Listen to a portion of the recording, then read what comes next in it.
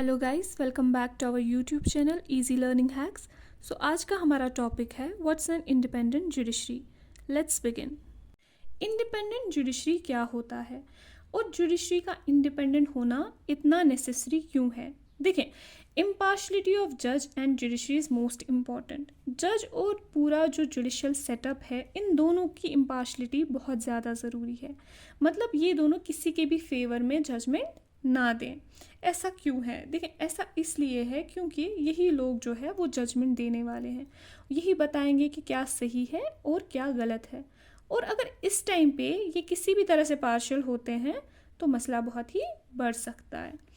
देखिए, एक एग्जाम्पल लेते हैं। मान लीजिए एक पॉलिटिशियन है और उसने किसी जज को अपॉइंट किया हुआ है, मतलब उसके थ्रू एक जज अपॉइंट हो चुका है। तो अब इनके रिलेशंस ऑब्वियसली बहुत अच्छे होंगे, है ना। तो अब अगर उस पॉलिटिशियन पे किसी भी तरह का केस लगता है तो केस जाता है जज के सामने, लेकिन जज क्या करेगा, वो उस पॉलिटिशियन को बचाने की 100% कोशिश करेगा। तो इस तरह से वो यहाँ पे पार्शियल जज और पार्शियल जुडिशियल सिस्टम देखने को मिलता है। लेकिन हम ऐसा नहीं चाहते। ऑब्वियस सी बात है, हम ऐसा क्यों ही चाहेंगे? हम चाहते हैं कि इम्पार्शियलिटी हो। तो उसके लिए हम क्या करेंगे? How can we ensure this? हम इम्पार्शलिटी को कैसे इंश्योर करेंगे? By granting independence to it. हमें क्या करना है? हमें जुडिशरी को देना है इंडिपेंडेंस, ताकि जब भी जुडिशरी डिसीजन ले सके वो इम्पार्शियल रहेगी, ठीक है ना। लेकिन कैसे? ये सब होगा कैसे? How? Bye separation of powers. Explain.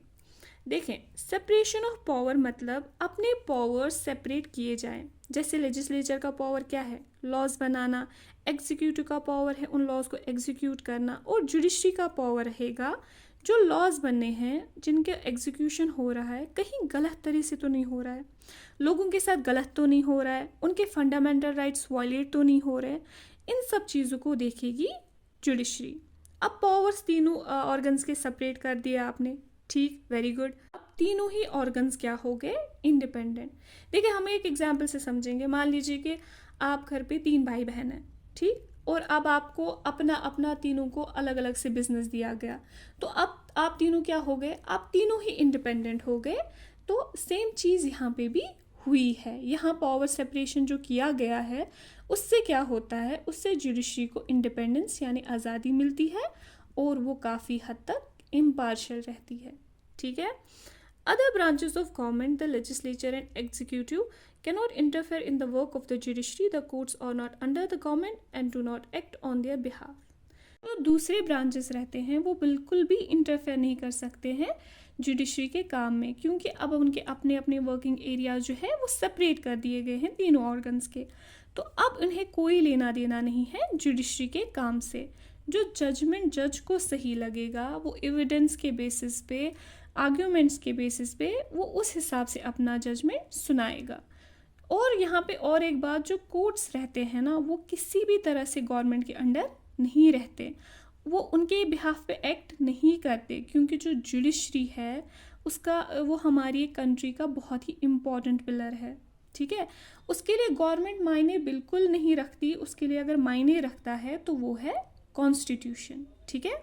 To ensure independence of judiciary, judges in high courts as well as in Supreme Court are appointed with very little interference from other branches of government. Judiciary को और independent बनाने के लिए जो जजेस का appointment होता है, उसमें बहुत कम इंटरफेरेंस रहता है दूसरे गवर्नमेंट के ऑर्गन्स का, ठीक है। Once appointed to this office, it's very difficult to remove a जज। देखें, इंडिपेंडेंस इस तरह से भी इंश्योर की जाती है। मान लीजिए कि कोई प्रेसिडेंट हो या प्राइम मिनिस्टर वगैरह हो, उनके पास पावर होती कि वो किसी भी जज को रिमूव कर सकते थे।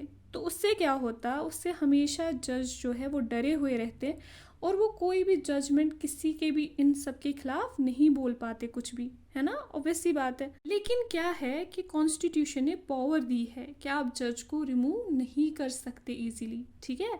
उन्हें रिमूव करना बहुत ही डिफ़िकल्ट है। आई होप यहाँ तक आपको क्लियर हो गया हो। अब हम देखेंगे advantages of independent judiciary. It plays a central role in ensuring that there is no misuse of power by the legislature and the executive. जब जुडिशरी इंडिपेंडेंट रहेगी, ना ही तो वो अपने हिसाब से सिर्फ काम करेगी, वो इन्फ्लुएंस भी नहीं होगी लेजिस्लेचर एग्जीक्यूटिव से, वो एकदम से वो बोल्ड डिसीजंस भी ले सकेंगे, है ना। लेकिन अगर जुडिशरी दबके रहती, लेजिस्लेचर और जो एग्जीक्यूटिव है वो अपने पावर का क्या करते, वो अपने पावर का गलत इस्तेमाल कर सकते थे। इसलिए जो है जुडिशरी का इंडिपेंडेंट होना बहुत ज़्यादा ज़रूरी है, ताकि अगर लेजिस्लेचर और एग्जीक्यूटिव अपनी पावर का मिसयूज़ करे तो जुडिशरी उन्हें रोक सके, ठीक है।